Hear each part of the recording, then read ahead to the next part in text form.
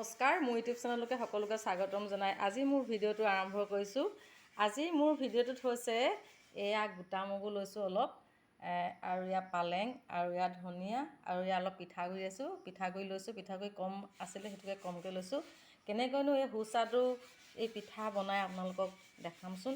এই গোটা মগু আৰু পালেং আৰু প্ৰতিটো গুণৰ বিশিষ্ট, আৰু এই গোটা মগু খালে চি ভিটামিন আছে আৰু স্বাস্থ্যৰ কাৰণে খুবেই উপকাৰী, আৰু বিশেষকৈ গজালি মগুটো বিশেষকৈ বেছিকৈ ভাল। আহকচোন কেনেকৈনো গোটা মগুৰ পিঠা বনাই আমি আপোনালোকক দেখাব পাৰোঁ। সুন্দৰ ভিডিঅ'টি চাই থাককচোন।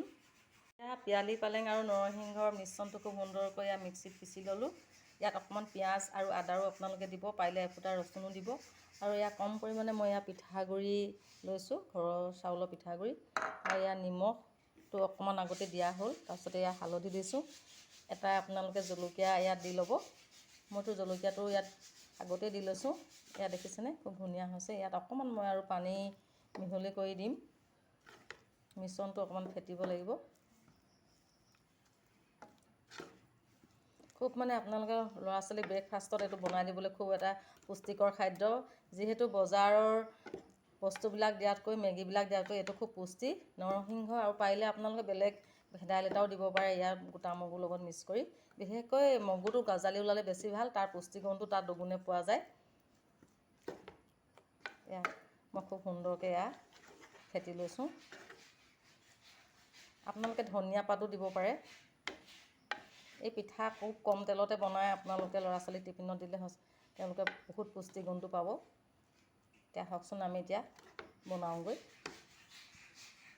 এয়া মই কেৰাহীখন গৰম হোৱাৰ লগে লগে অকণমান মিঠাতেল দি দিছোঁ। খুব কম মিঠাতেলতে মই বনাম বুলি ভাবিছোঁ। এয়া